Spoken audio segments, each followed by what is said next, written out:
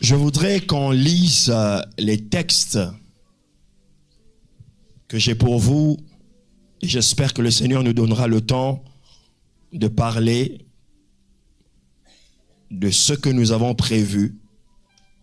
Vu le temps, on va essayer d'aller rapide et on va essayer d'écourter certaines choses que j'avais prévues.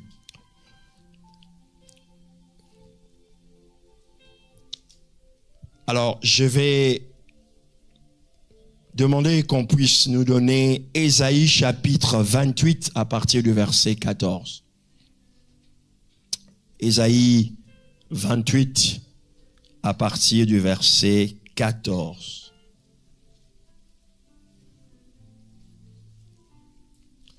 Écoutez donc la parole de l'Éternel, moqueur, vous qui dominez sur ce peuple de Jérusalem. Vous dites, nous avons fait une alliance avec la mort. Vous pouvez souligner cela, c'est important. Nous avons fait une alliance avec la mort.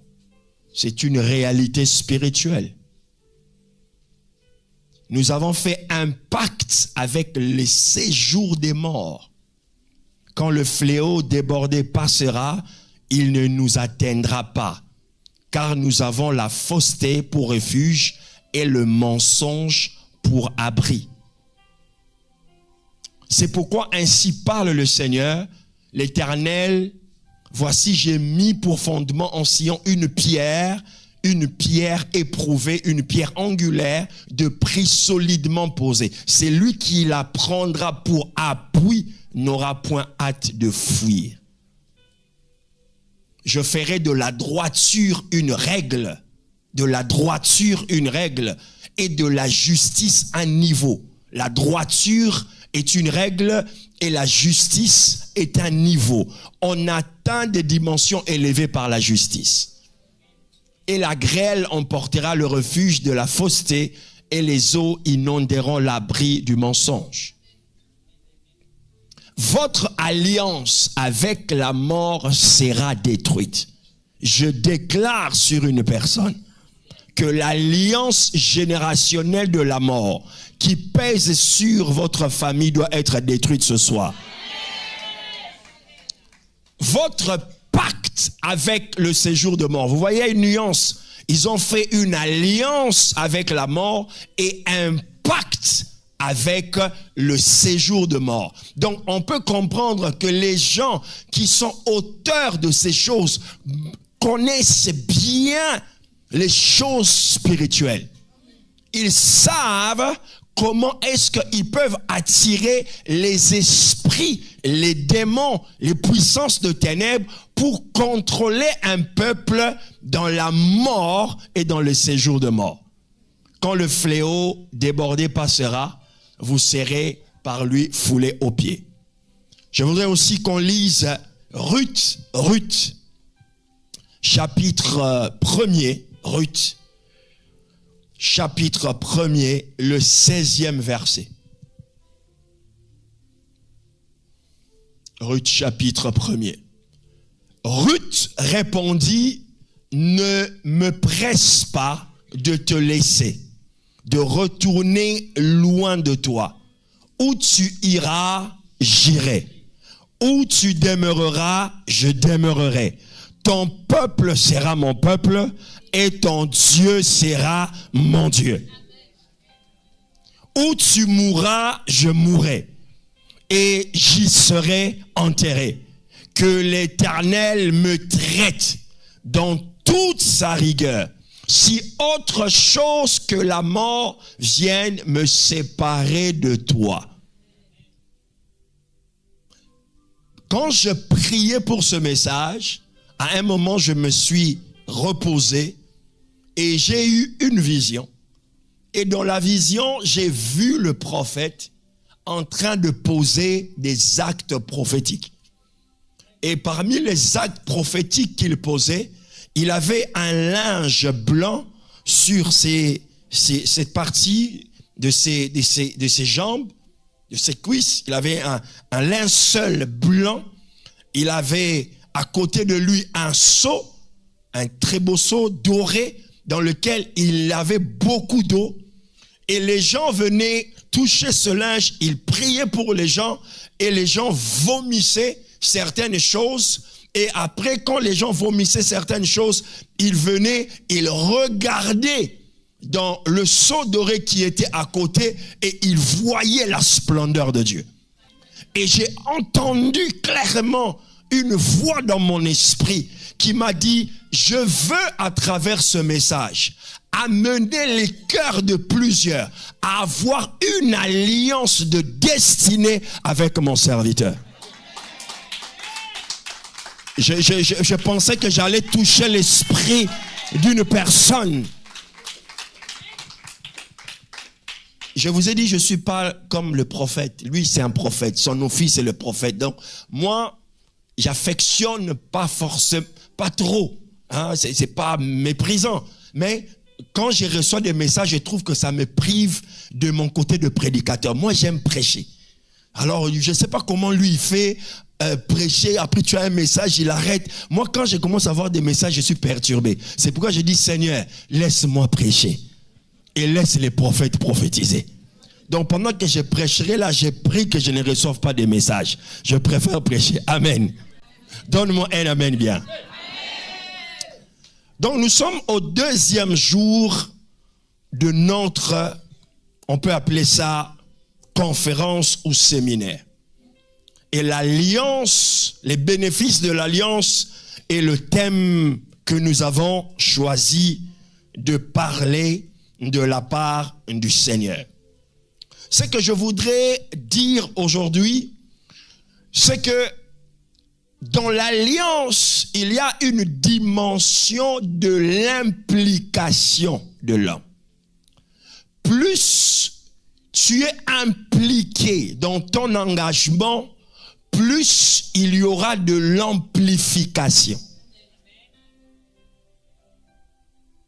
Comme nous avons vu hier, la partie contractante, c'est-à-dire celle de Dieu, nous sommes d'accord avec toi que c'est impossible que Dieu viole sa parole. Impossible. Donc, le travail de l'implication, c'est plutôt à ton niveau. C'est toi qui devras mettre du cœur. C'est toi qui devras mettre la main à la pâte pour que tu arrives non seulement à y accéder, à y demeurer, mais à évoluer. Saison après saison, temps après temps, parce que là où tu es, peut-être ce n'est pas forcément là où Dieu voudra que tu sois. Dieu a un plan extraordinaire et tu n'as pas l'idée d'où Dieu peut t'emmener lorsque tu obéis et tu maintiens cette ligne de conduite en devenant un bâtisseur d'hôtel. Avec cette culture-là, je te garantis que ta famille ne sera plus la même. Tu n'as pas saisi ce que je t'ai en train de dire. Je te garantis que tes enfants joueront un rôle majeur en Guadeloupe.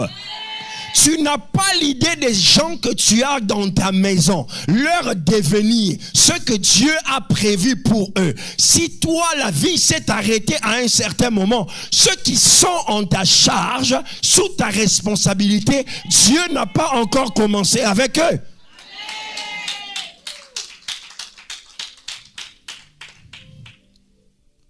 Il est ici question, dans ce texte de Genèse, de trouver un peuple qui est sous le contrôle ou une manipulation spirituelle de tout un territoire. J'aimerais dire ici que les cultures et les traditions des peuples et des nations sont, à mon sens, neutres. Et sont de l'ordre de l'acceptable, parce que chaque peuple qui se retrouve dans un environnement, une fois je demandais à ma mère, paix à son âme, elle est décédée il y a quelques mois, et je lui demandais pourquoi dans notre tradition, dans notre ethnie, dans notre tribu, nous mangeons les insectes. Quelqu'un fait, berk. Pourquoi nous mangeons souvent des insectes et dans nos plats, il y a moins de poissons, il y a moins de viande, de forêt, tout ça là. Il m'a dit simplement parce que nos ancêtres, nous-mêmes, dans notre région, il n'y a pas de forêt. Il n'y a pas autant de forêt, il n'y a pas de rivière. Donc, nos ancêtres devaient s'attacher aux choses qu'ils voyaient pour en faire la nourriture. Du coup, on s'est habitué à manger. Chez moi, on mange des sauterelles. Et c'est bon. Alors, qu'est-ce que je veux dire par là? C'est-à-dire, les traditions sont des choses ordinaires qui sont liées à la nature. Mais comme la nature, des fois, a horreur du vide, lorsque certains initiés dans le monde des esprits comprennent que la nature est vide et que les gens acceptent facilement la nature, les gens initiés dans les choses spirituelles prennent des alliances, font des alliances et des actes avec des êtres spirituels qu'on qualifie de démons pour prendre possession des cultures de certains peuples. C'est en ce moment-là que chose qui était, à mon sens, au début naturelle, devient quelque chose de spirituel. Les danses qui étaient normales deviennent spirituelles. Des rites qui étaient normaux deviennent spirituels. Les démons et les esprits se cachent derrière certaines cultures pour maintenir certains peuples dans l'opacité. Ton amen est faible et tu ne comprends pas. Ça permet, ça empêche aux gens, comme Paul disait, qu'ils voient la splendeur de l'évangile. Et les peuples vont devenir très attachés, plus à leur culture. Même lorsque tu leur présenteras l'évangile, ils diront, chez nous, on ne fait pas ça. C'est-à-dire, cet esprit-là devient une force, non seulement d'égarement, mais d'attachement.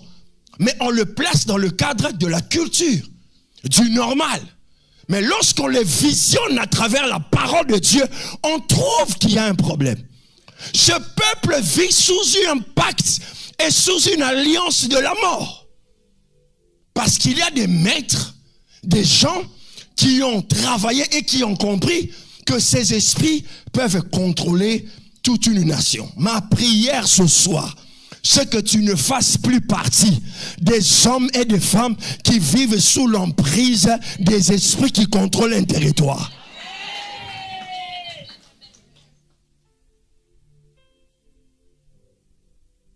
Alors, ceux qui reçoivent la révélation, ils le reçoivent en deux termes.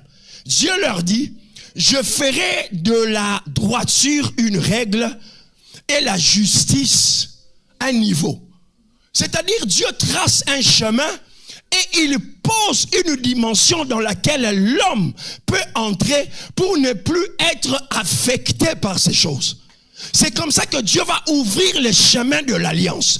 Il n'y a que par l'alliance, en cette pierre placée, celui qui s'y pose n'aura point hâte de fuir. C'est-à-dire celui qui entre dans cette droiture et dans ces règles-là, vivra au-dessus de ses influences.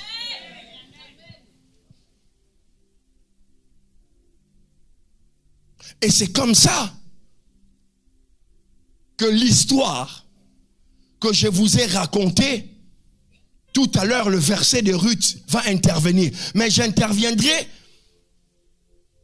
après pour l'inclure dans les dernières minutes de mon propos.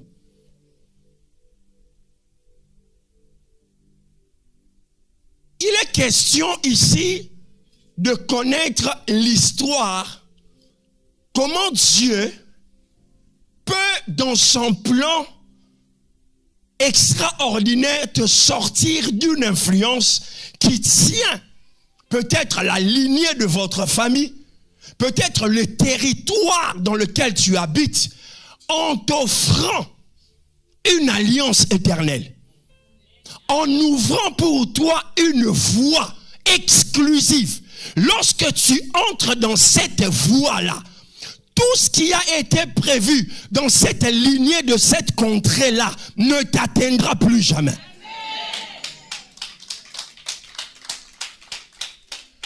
Je suis toujours fier de mes origines. J'aime ma nation.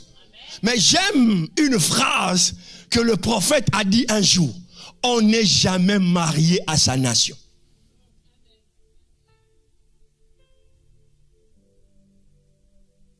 C'est un package. C'est une stratégie que Dieu a voulu pour que je vienne dans le monde. Mais je ne peux pas vivre sous la terre avec Dieu dans mon cœur en étant conditionné à vivre comme les gens d'eux. Aïe, aïe, aïe, aïe, aïe. Je sens que là-bas, ils ne me comprennent pas. Vous me comprenez ici. Donc ton amen est faible aussi. Je ne veux pas vivre selon le modèle de ma communauté.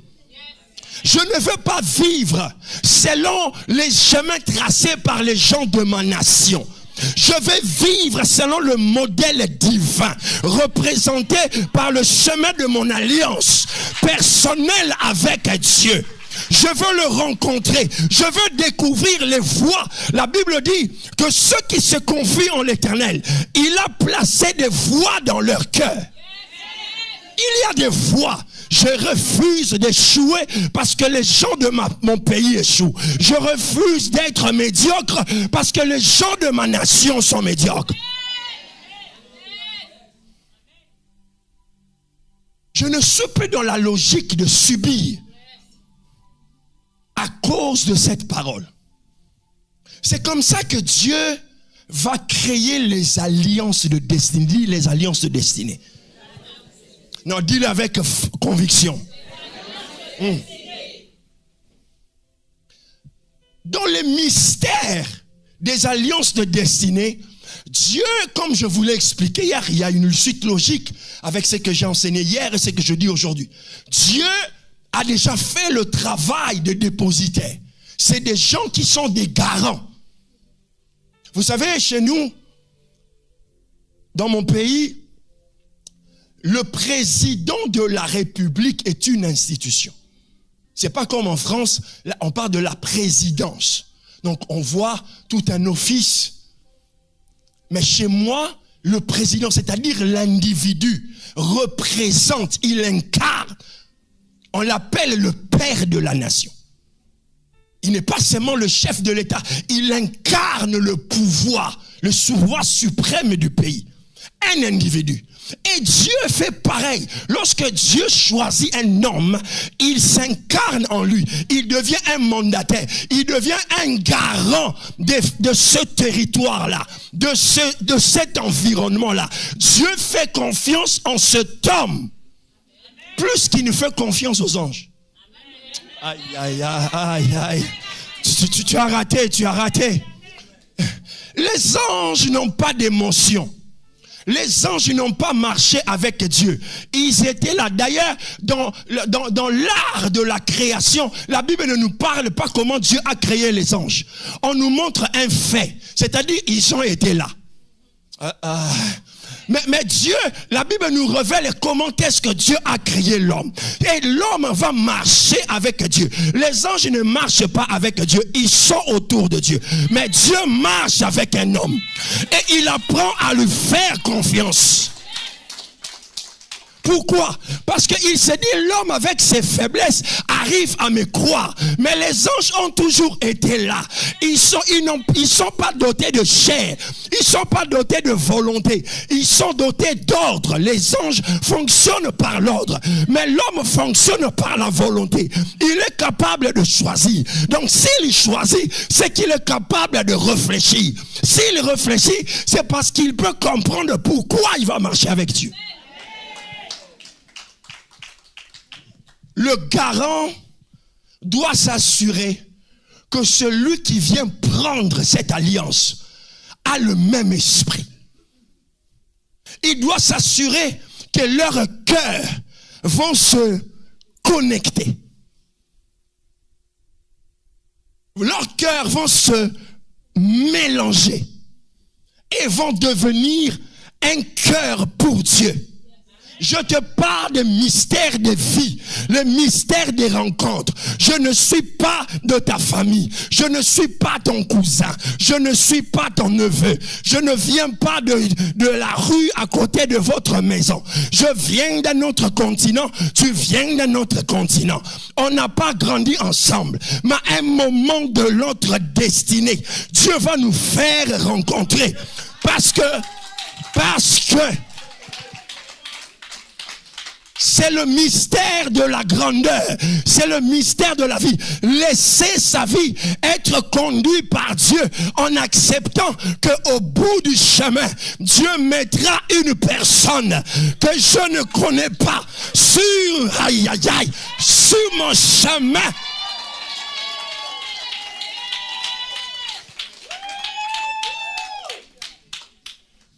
Je vais vous montrer des textes très forts. Dis, pasteur, montre-nous. 1 Samuel chapitre 18 verset 1. Rapidos. Moi j'aime ça. Quelqu'un dit Rabaché qui reke baba santa. Parler en langue. 1 Samuel chapitre 18 verset 1. Écoute ce que David dit. David avait achevé de parler à Saül. Et dès lors, est-ce qu'on peut le lire ensemble? Et dès lors,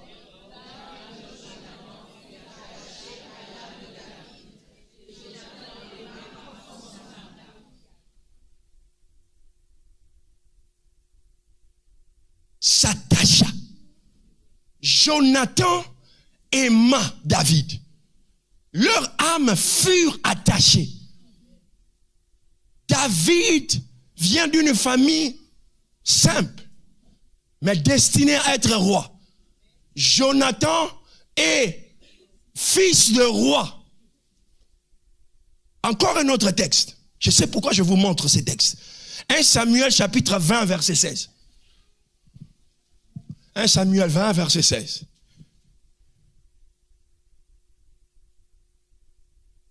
Car Jonathan a fait quoi? Avec la maison, que l'Éternel tire vengeance des ennemis de David. Ça, c'est ce qui se passe dans la tête de Jonathan. Il aima tellement David qu'il a pris la décision de protéger David. Il prenait part. Maintenant, regarde 1 Samuel chapitre 23, versets 15 à 19. Ça va te choquer, ça va te choquer. 1 Samuel chapitre 15, verset 23. Ok. David, voyant Saül en marche pour attenter à sa vie, se tint au désert de Zip dans la forêt. Ce fut alors que Jonathan, fils de Saül, se leva et alla vers David dans la forêt. Il fortifia sa confiance en Dieu. Et lui dit, écoute ce que Jonathan dit à David. Ne crains rien, car la main de Saül, mon père, ne t'atteindra pas. Tu régneras sur Israël. Et moi, je serai au second rang près de toi. Saül, mon père, le sait très bien. Amen. Jonathan parle sous la puissance du Saint-Esprit. Il reconnaît que le prochain roi, c'est David, qui n'est pas de sa lignée, qui n'est pas de sa nation, qui n'est pas de son avenue. Ils n'ont pas grandi ensemble. Mais il reconnaît. Je prie que tu reconnaisses. Tout ce que tu ne reconnais pas, tu le négliges. Tu as raté une place pour dire Amen. Lorsque la femme samaritaine rencontre Jésus, Jésus lui dit, si tu reconnaissais, si tu savais qui j'étais, tu ne me traiterais pas de la sorte. Tout ce que tu as tendance à ignorer, tu le méprises. On ne traite pas les choses spéciales d'une manière ordinaire. Je vais le dire une autrement, parce que tu es en train de rater. Je vais dire une autrement. Je vais dire ceci. Tu ne peux pas recevoir des choses extraordinaires d'une personne que tu regardes ordinairement. Oh! Tu saisis parce que je suis en train de dire, Seigneur, donne-moi de bouleverser Guadeloupe. Tu ne peux pas recevoir des choses extraordinaires d'une personne que tu regardes ordinairement. C'est pourquoi le Christ, quand il marchait avec ses apôtres, lui, il savait qui il était. Mais à un moment, il dit, ces gens, il faut quand même, je me rassure, qu'ils savent qui je suis. Chaque leader doit s'assurer que les gens qui l'entourent savent qui il est.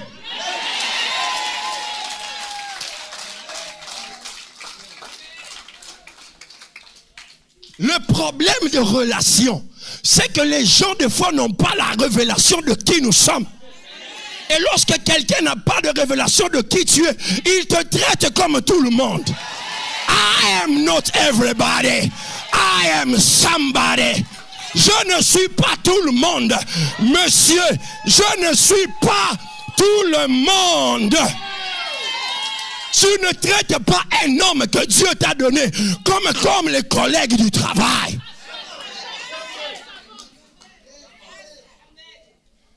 Tu ne traites pas le monsieur comme tout le monde. Ce n'est pas une chose d'Africain, d'Européen, c'est une chose spirituelle.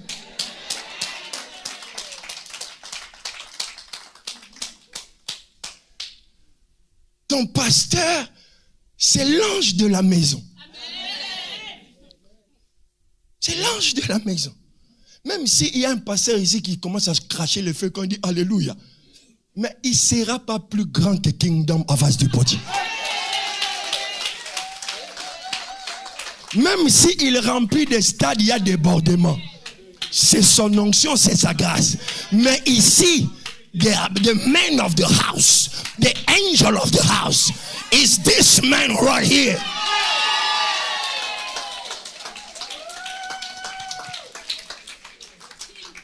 Donc,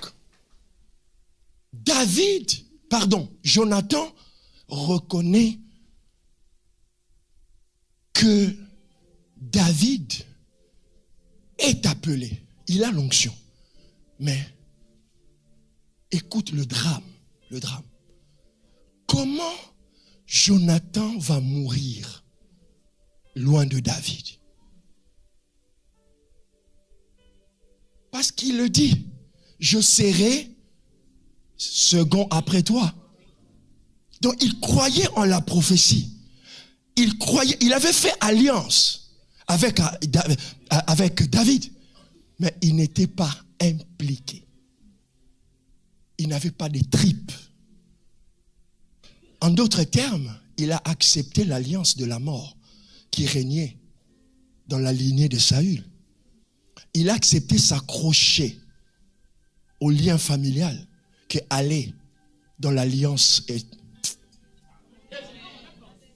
Beaucoup de gens perdent leur bénédiction, leur position, leur faveur, parce qu'ils font le choix de la biologie plutôt que de la spiritualité.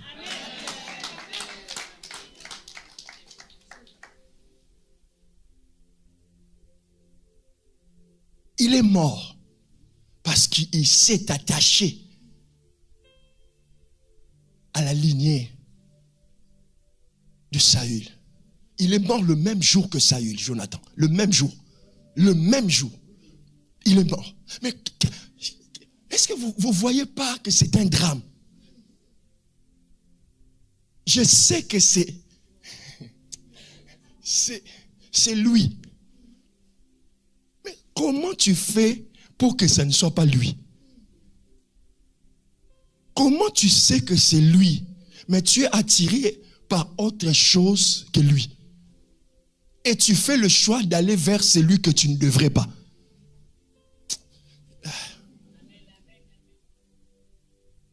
Il est mort. Je prie que tu ne meurs pas des mauvais choix et des décisions liées à la chair. Ton amen est faible et ne me convainc pas. Un autre texte. Est-ce que tu veux un autre texte? 1 Chronique chapitre 12, verset 18. Ah, je dois aller vite, hein. Aïe, aïe, aïe, aïe. 1 Chronique chapitre 12, verset 18. Amasai, l'un des principaux officiers, fut revêtu de l'esprit et dit, nous sommes à... Écoute ça, est-ce qu'on peut lire ça ensemble? Nous sommes... Attends ici. Est-ce que ici c'est pas de l'idolâtrie ça? J'avais dit, j'avais vous choquer avec les textes. Nous sommes à qui? Toi là c'est qui?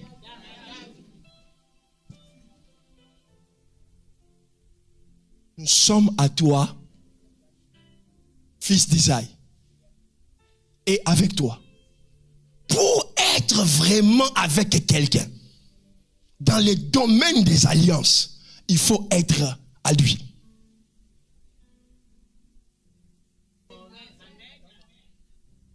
Être à côté est une conséquence d'appartenir à une affiliation. Tu peux être à côté, mais sans pour autant avoir la chose qui te permet de posséder l'alliance. Agar était à côté d'Abraham. Il a même reçu la sémence d'Abraham. Mais elle n'a jamais produit le fils de l'alliance. Parce que ceux qui étaient en Agar ne pouvaient pas être conformes avec ceux qui...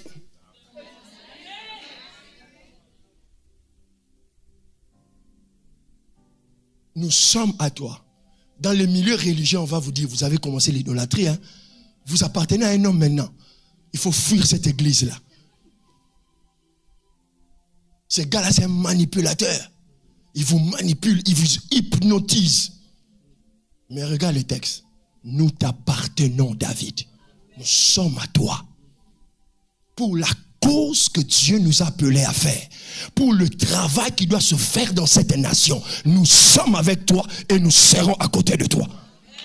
Mais il faut d'abord que les âmes se rencontrent, que les esprits se croisent, se mettent ensemble, se fusionnent et deviennent une alliance.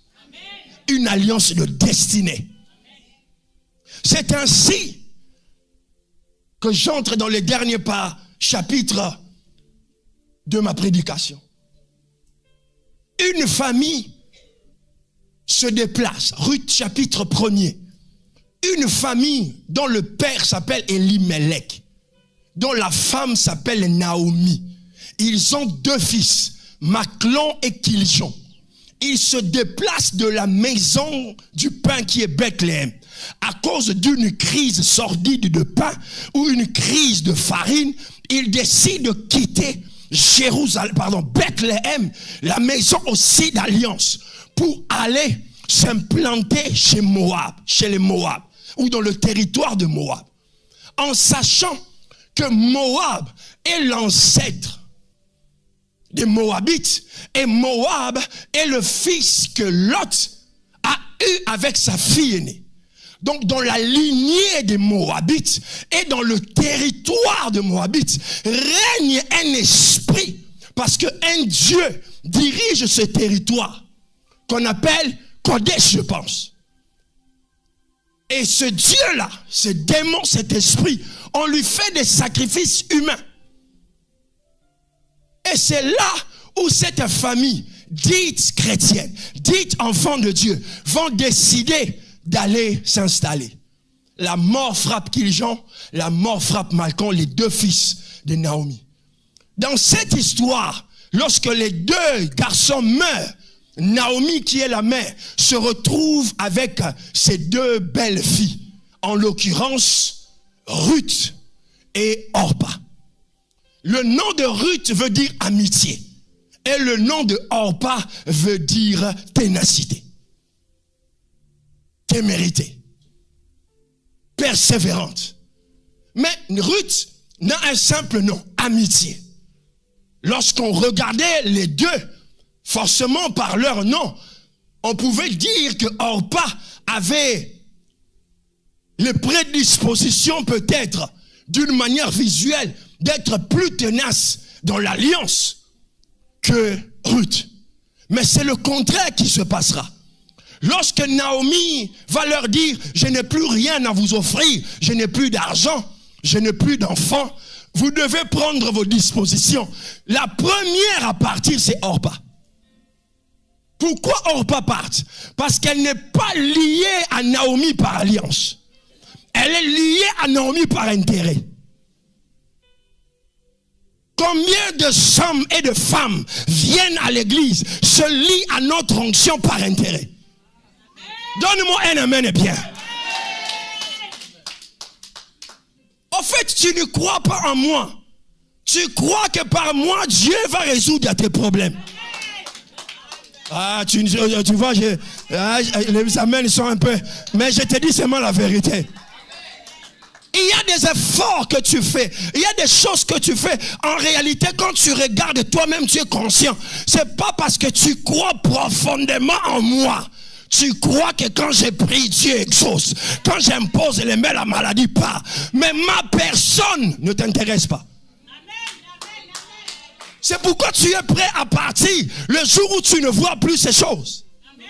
Donne-moi un amen bien. J'ai envie de prêcher à vase du potier. Est-ce que tu es capable de tenir l'alliance lorsque les choses qui sont produites dans cette alliance, tu ne les vois plus une saison, tu ne les entends plus une saison? Tu m'écoutes parce que je prophétise sur toi ou parce que je t'enseigne la parole de Dieu? Et si je dis, je fais une semaine sans prophétie, une semaine sans t'imposer les mains, je t'enseigne la discipline, je t'enseigne l'obéissance, je t'enseigne la vie de prière. Est-ce que tu vas dire oui, daddy? Oui, papa.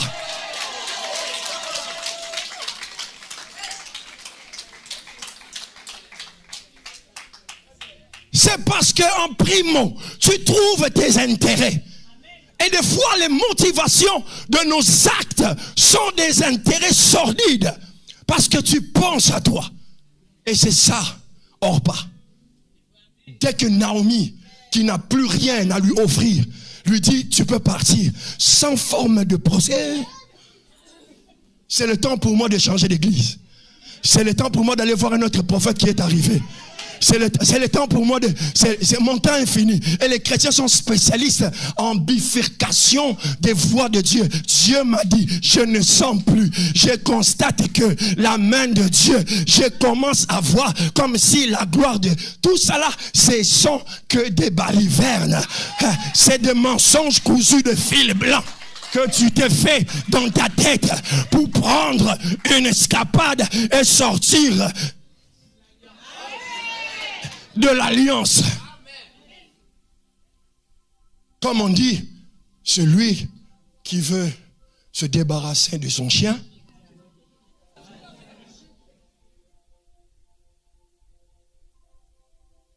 cependant, celle qui avait l'air d'être simple, frêle, sans crier gare, faire des choses naturellement, parce que son cœur était lié à son nom. Amitié. Elle avait ça en elle. Elle avait l'ADN de la loyauté. Naomi lui a dit, tu peux partir. Il a dit, non, ton Dieu sera mon Dieu.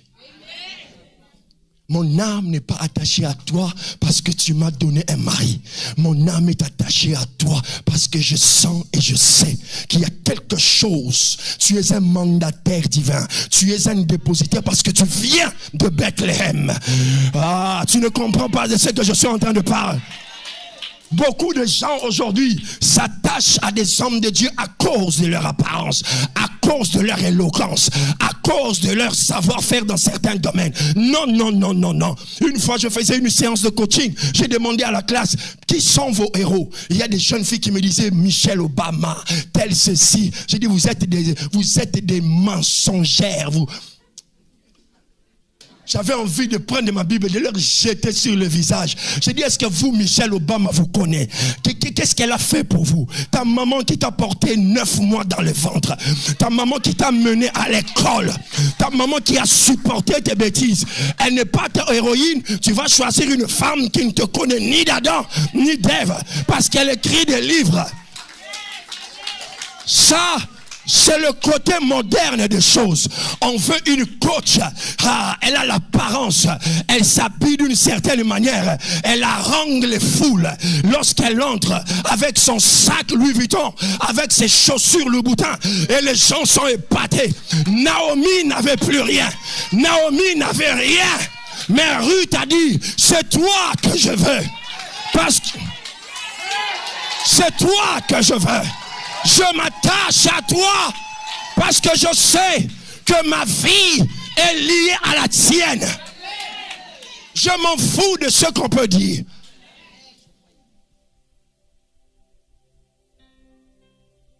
Entre parenthèses, je n'ai rien contre les coachs. Parce que toi, tu vois, c'est la partie que tu vas prendre. Pam, pam, pam, pam. Que le Saint-Esprit enlève ça dans ta tête. Elle fait la part de rester. Elle n'avait pas de calcul derrière. Elle savait seulement qu'elle devait quitter Moab. Parce que Moab, c'est une terre de désastre. Tous les gens qui sont à Moab adorent des dieux étrangers. Mais elle veut entrer dans l'alliance du Dieu d'Israël. Et la porte pour elle, elle devait passer par Naomi. Ici, il ne s'agit pas seulement de l'histoire des femmes. C'est au-delà de la féminité. Ce n'est pas la féminité ici, c'est les textes sacrés de la Bible. Et Dieu choisit des personnages féminins pour incarner quelque chose. Mais l'attention n'est pas faite sur le côté féminin des caractères qui sont dans ce texte. L'accent est fait sur le côté engagement, implication, révélation. Je reste dans l'alliance. C'est comme ça que Naomi, Ruth, en s'attachant avec Naomi, va rentrer à Bethléem. Et c'est là que la surprise va arriver. Elle va rencontrer Boaz, celui qui a le droit du rachat. Tu ne sais pas ce qui est attaché, ce qui sera récompensé à ton attachement. Dieu aime les gens qui s'attachent, qui s'accrochent. Dieu honore la loyauté. Dieu honore l'intégrité. Dieu honore la fidélité. C'est comme ça qu'elle va rencontrer.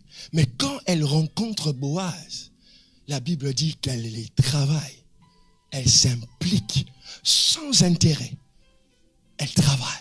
L'alliance, en sachant qu'elle ne venait pas d'Israël, on allait le regarder du haut, on allait le regarder comme une étrangère. Mais elle dit, je m'en fous, j'entre dans cette alliance et j'y reste.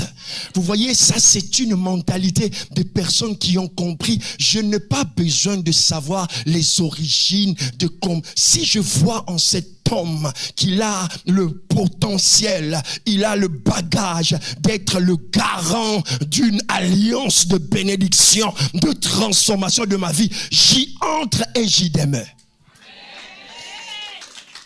Et j'y reste. Donne-moi un amen bien. C'est comme ça que Ruth, l'amitié, va échapper aux lois qui contrôlaient Moab. Et non seulement elle épouse Boaz, son nom va figurer dans la prestigieuse généalogie de Matthieu. Elle est l'une des rares femmes dont le nom va être introduit. Parce que dans la généalogie, on ne met que les noms des hommes. Mais Ruth va entrer. À travers l'alliance avec Boaz, elle va devenir ancêtre aussi de Jésus. C'est pourquoi je disais, tu ne sais pas qu'est-ce que l'alliance peut produire. Peut-être,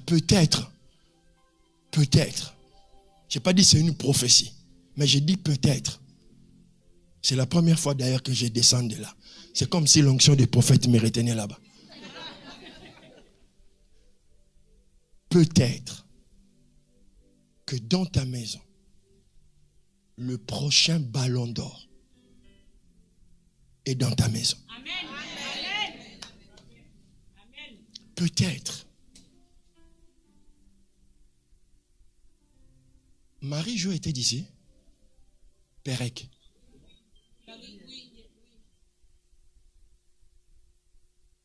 Oui, je connais. Peut-être, parce que depuis qu'elle est partie, franchement, il n'y a plus vraiment, hein? J'ai pris que dans ta lignée, d'autres Marie-Jo Pérec sortent.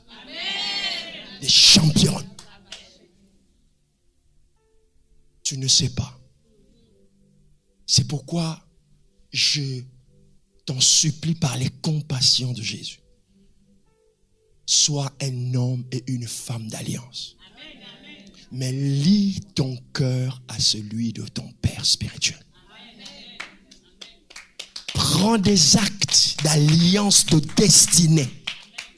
Et c'est ça mon message de ce soir. Tu peux te lever là où tu es.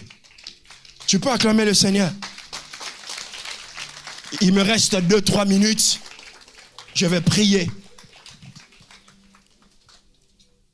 Que tous les autres dieux disparaissent. Je voudrais que les dieux qui contrôlent la mentalité. Tu es une personne émotionnellement instable. Des fois tu es là, des fois tu n'es pas. Même avec les autres personnes, tu dois briser le côté émotionnel instable. Tu t'engages, tu te retires. Tu commences quelque chose, tu arrêtes. Tu dis je vais faire, puis tu ne fais pas. À un moment, on te voit à l'église, à un moment, tu disparais. Très émotionnellement instable. Ça ne te dérange pas. Il faut qu'à un moment, les gens apprennent à te faire confiance. Et pour qu'on te fasse confiance, il faut que tu assures. Il faut que tu assures émotionnellement. Chaque fois qu'on te prend au téléphone, tu ne dois pas avoir l'air de quelqu'un qui est perdu. C'est toi maintenant qui dois avoir le pouvoir de consoler et de dire à toute sa famille, venez entrer dans l'alliance. Tu dois être la Ruth de ta famille. Celui qui va changer complètement toute la lignée. Toutes les choses mauvaises qui étaient dans ta famille. Lève tes mains et adore le Seigneur pendant quelques secondes. Comment? En chantant, dit que tous les dieux disparaissent. Qu'il n'y ait plus que le Dieu de mon Père. Le Dieu du prophète. Vas-y, élève ta voix. Je n'ai plus que beaucoup de minutes.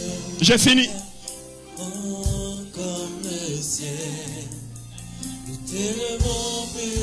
Chante-le, lève tes mains et adore le Seigneur. Comment?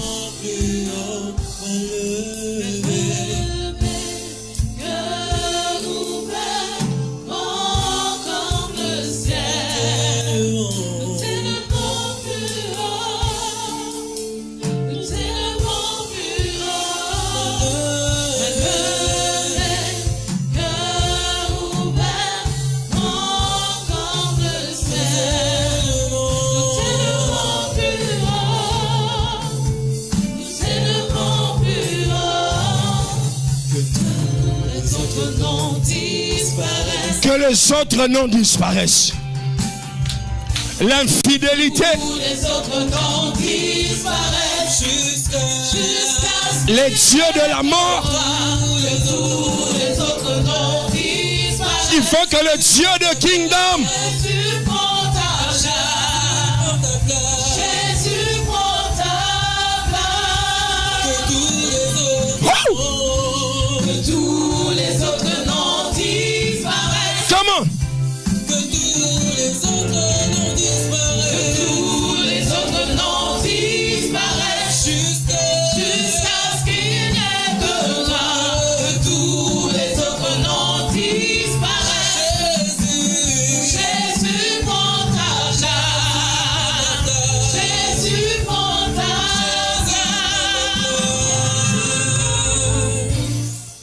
Lève ta main droite. Dis, Père éternel, j'ai entendu ta voix. Ce soir, je me tiens devant la pierre angulaire, Jésus, qui a appelé son serviteur, le prophète, mon père spirituel. Je prends l'engagement de lui appartenir, d'être à côté de lui pour la conquête de cette nation. C'est mon alliance. Donne-moi la force. Donne-moi le mental pour rester dans cette alliance. Je n'en sortirai pas. Son Dieu sera mon Dieu. Son Dieu sera mon Dieu. Où il ira, j'irai. Où tu l'enverras en mission, je l'enverrai.